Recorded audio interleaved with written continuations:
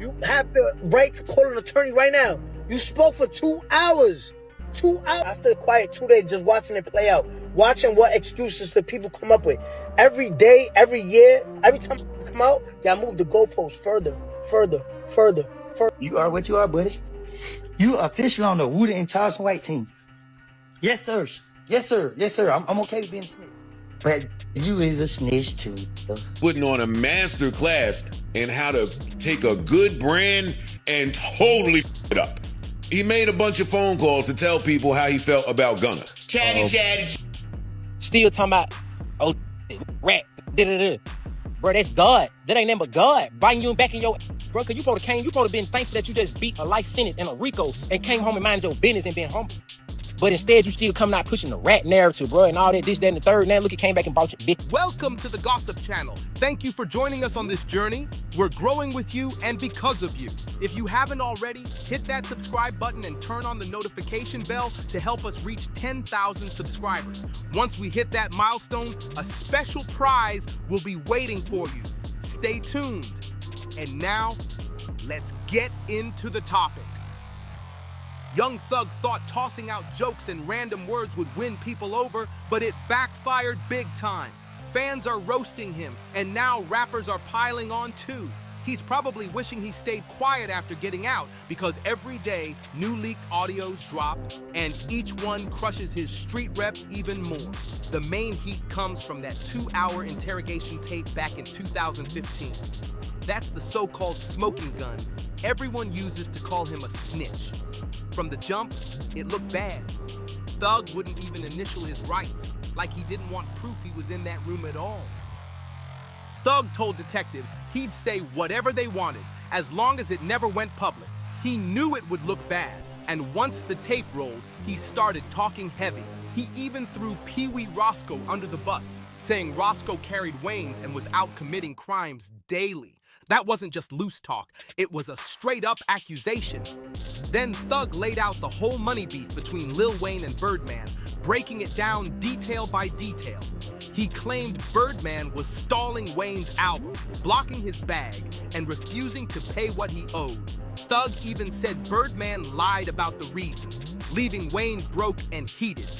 Thug even dragged Wayne's own lyrics into it, quoting, "Birdman is an army, I'm a one-man army, and if that dude coming for me, I'm going out like Tony." That stirred the pot, but then he hinted Pee Wee Roscoe was the one who fired shots at Wayne's tour bus. Since Roscoe really got a 10-year sentence for that case, people couldn't ignore how Thug's words lined up with reality. Later, when detectives asked about YSL, Thug laughed it off, calling it just a clothing brand. Young stone life, young successful living. He brushed off the gang talk like a joke, but looking back, it aged bad. Because years later in his RICO case, Thug pled guilty to gang activity, making that clothing brand excuse sound like pure comedy. By the end of the tape, Thug wouldn't even take the officer's business card, like he knew how bad it would look if he did. But the damage was already sealed. Once the clip leaked, social media instantly branded him a rat. Thug scrambled, swearing he never snitched, claiming the video never made it to court because prosecutors found it useless. His defense? If they didn't use it, then he wasn't cooperating, at least in his eyes. He even jumped on Twitter, firing off posts like, "Bashing me is only going to mess the rap community up more. I'm the glue to this fake game."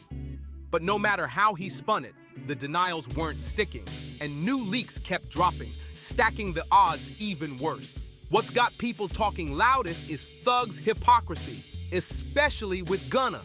Remember, Thug went extra hard after Gunna took that Alfred plea, admitting in court YSL was a gang and that he knew members committing crimes. Fans can't ignore the double standard, Thug clowning Gunna, while his own interrogation tape makes him look just as messy. To Thug, that was betrayal. He disowned Gunna publicly, even tweeting, "Gunna, stop acting like we're friends on the internet. I don't know you, my guy." When Thug dropped new music, he doubled down, rapping, "Brother, you're a rat twin, you a pack." Clear as day, he branded Gunna a snitch. But here's the twist. Both Thug and Gunna took plea deals, leaving fans asking who's really in position to talk. Gunna took the Alfred plea, admitting YSL was a gang without claiming personal guilt. Thug, on the other hand, pled guilty in his own RICO case. Both moves admitted YSL's criminal ties, and now people are flipping it on Thug. As one source put it, either Gunna's a snitch, which makes Thug an even bigger one by his own standards, or neither of them are snitches at all. Thug boxed himself in with his own hypocrisy. Then came the infamous "yes ma'am" moment, Gunna's 2 words in court. The clip went viral, and Thug clowned him hard, calling it proof he folded. But with Thug's own tape leaking, fans are asking who's really doing the folding now. Fast forward to now, and everyone's asking, what about Thug's 2-hour interrogation tape? The one where he name-dropped Birdman, Wayne, and Roscoe. Compared to that, Gunna's little "yes ma'am" moment feels tiny. One Reddit user put it best: Gunna never told on nobody. What he said couldn't even be used against anyone. He basically secured his way out of a snitching setup. But since it got filmed and leaked, the internet slapped the rap label on him. But Thug, on tape, he's dropping names, telling stories, and breaking it down like straight rat behavior. And it's not just fans noticing. Rappers and insiders are speaking up too. One heavyweight name that keeps surfacing is Kendrick Lamar. In another leaked audio, Thug vents about trying to land a Kendrick feature, supposedly for his 2023 album, Business is Business, and getting shut down cold. He sounded bitter, almost mocking Kendrick, saying, "These dudes too big, like I ain't doing no features." Why? Why wouldn't you want to do a feature for a superstar? The frustration in his voice was loud, but Thug didn't stop there. He claimed he wasn't the only one Kendrick curved. According to him, Kendrick brushed off Lil Durk and Lil Baby too, turning down features from some of the hottest names in the game. To Thug, it wasn't about schedules or music, it was ego. He felt Kendrick purposely kept himself above the rap game instead of building with peers. In the leaked call, Thug snapped, "You supposed to be a dude blessing Nas." Then he took it further, saying, "That's why these dudes will never be bigger than Drake ever in life."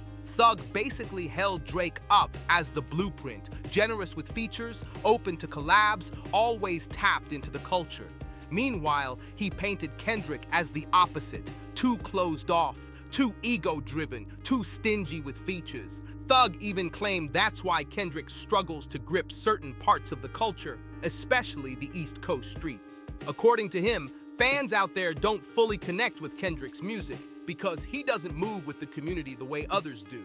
Thug made it sound like Kendrick was too distant, too removed from the grind that keeps rappers tied to the streets. And then Thug took it further, throwing shade at Kendrick's cousin, Baby Keem. He downplayed Keem's talent, acting like Kendrick wasted his powerful cosign on family instead of putting on heavyweights like himself, Lil Durk, or Lil Baby. But that rant backfired fast. People saw it as pure entitlement, Thug looking bitter, not exposing Kendrick. Fans clapped back with the obvious. Kendrick doesn't owe anyone a feature, and Baby Keem, that's blood. Of course he'll prioritize family whether Keem measures up in Thug's eyes or not. The irony? Kendrick may have already addressed this kind of tension in his music long before folks even knew Thug had a problem. On Squabble Up, Kendrick spits, "Pipe down, young ends. These some whole other politics be with him and some beef in him." Then later doubles down. "Tell me why the FU dudes rap if it's fictional.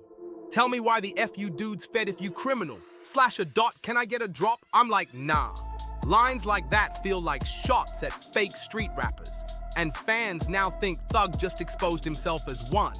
Kendrick's never been the type to call rappers out in interviews. He lets the music talk. And for many, those bars hit way different now. But Kendrick wasn't the only one with smoke. Enter 50 Cent. And you already know, if chaos hits hip-hop, 50's never watching from the sidelines. As talk about Thug's interrogation tape boiled over, 50 jumped on Instagram with a cryptic post. He dropped a clip of a man dancing to the Dramatics classic In the Rain. But it wasn't the video. It was the caption. "This how you gotta move in the streets now, 'cause these dudes telling." Fans instantly took it as a sly jab at Thug's leaked tape.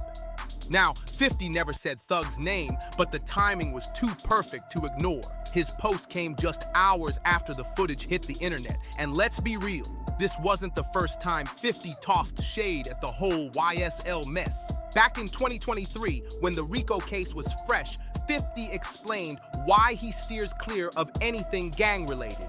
He said the law isn't just chasing mafias anymore. They're targeting rappers who juggle music and the streets. And in 50's eyes, dudes like Thug painted a bullseye on their own backs by keeping one foot in both worlds. Plenty of people agreed with 50's take, saying if YSL hadn't moved like a gang, there wouldn't be a RICO case to begin with. No RICO, no snitch drama, no leaks. But then came 6ix9ine. And if there's one rapper guaranteed to dive into this kind of mess, it's him. He's the most infamous snitch in modern hip-hop. And unlike everyone else, he embraces it. So when Thug's interrogation leaks hit, 6ix9ine wasted no time putting him on blast. He went straight for the hypocrisy, clowning the industry for treating Thug way softer than they ever treated him. To 6ix9ine, it proved the rules change depending on who's in the hot seat. He said the industry was straight up moving the goalposts. Back when he got locked up, rappers with zero ties to his crew lined up to bash him, swearing they'd never work with a rat. But now, with Thug in the spotlight, those same voices either went silent or worse, started making excuses. 6ix9ine's the most infamous snitch in hip-hop, and unlike anyone else, he embraces it. 4 months. Locked up in them conditions like that there. He'll tell to get out of jail too. He about ready to break. I told y'all, I am the new prop. And you mad that Yak got it. You mad at Gunna. Gunna don't have no interrogation tapes. And everybody mad at Gunna. Atlanta, I know y'all love Thug. And I love y'all. But y'all just bear with me. I'm finna destroy Young Thug. He will not be able. It's someone that comply with the government, just bargaining for their freedom when they have done something illegal, man. A rat, a snitching, it's nothing selective. Shit. Supposed to be a cool blessing nigga, that's why I'll never be bigger than Drake, ever in life. Never be bigger than Buddy. So far. That's telling, bro. He a snitch, bro. He a snitch. Munchie stamping him a snitch. Yeah, I mean, he didn't say nothing about the bus shit. He said he commit crimes every day, all right. But all that, he carried my drug shit, that's telling. Off the rip, that's telling. So when Thug's interrogation leaks dropped, he wasted no time blasting him. He went straight for the hypocrisy, clowning the industry for treating Thug way softer than they ever treated him. To 6ix9ine, it proved the rules switch depending on who's in the hot seat. He said the industry was straight up moving the goalposts. Back when he got locked up, rappers with no ties to his crew lined up to bash him, swearing they'd never touch a rat. But now, with Thug exposed, those same voices went quiet or even started making excuses. According to 6ix9ine, the energy just doesn't match. And he didn't stop there. He downplayed Thug's whole case, brushing it off as lightweight compared to his own federal RICO. He mocked him, saying, "Stop giving this dude applause," making it clear he thinks Thug gets way too much sympathy. 6ix9ine went off, "Stop applauding this dude for taking a plea in the state. Everybody takes a plea in the state. That ain't no win. You got 20 years probation, dude. That ain't no win, you lost." The wild part, plenty of people agreed, and that's when you know it's looking bad for Thug. Then came YSL Mondo, someone close to Thug's circle, and his words cut deep.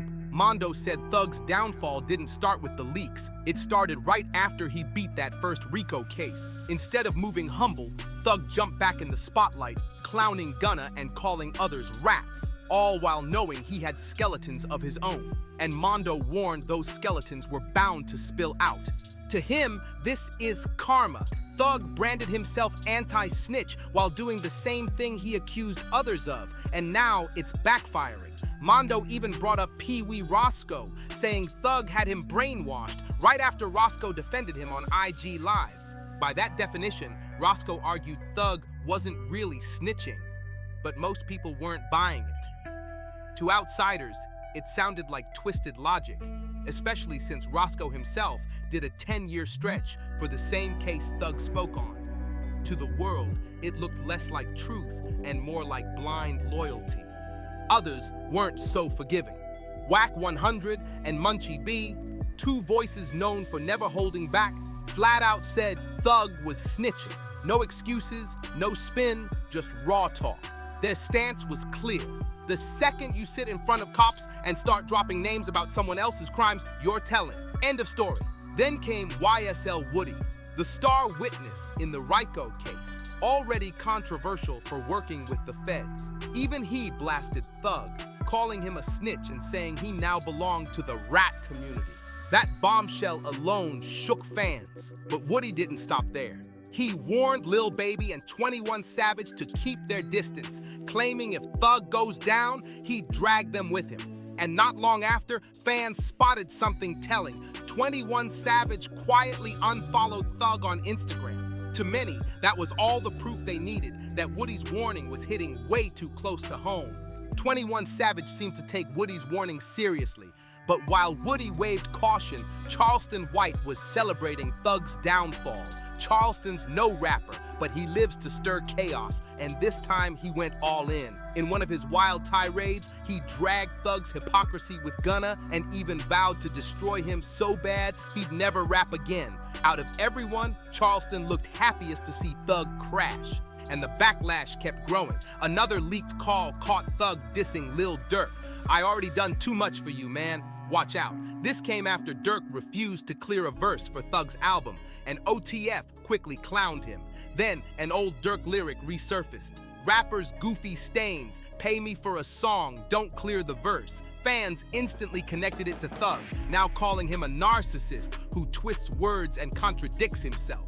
Whenever others shine, Thug comes off bitter, jealous, and entitled. Some even say his behavior fractured Atlanta's once united rap scene, the same city that ruled hip-hop for over a decade. The irony? While Thug tried to bury Gunna's rep, Gunna's the one winning. His album dropped strong. Fans backed him, critics praised it, and some even claim he outsold Thug naturally. While business is business only climbed through paid streams, Gunna's image is bouncing back while Thug's keeps sinking. Fans are comparing him to Meek Mill, who let his anti-6ix9ine crusade overshadow his music until it hurt his brand. Now, people say Thug's doing the same, obsessed with rats instead of dropping heat. The culture's clear. If he wants to recover, he's got to squash it with Gunna and put the focus back on music. Right now, instead of building bridges, Thug just looks like a bitter man burning them down. If you're rocking with this breakdown, hit that subscribe to the Gossip channel, drop a like, and share your thoughts in the comments.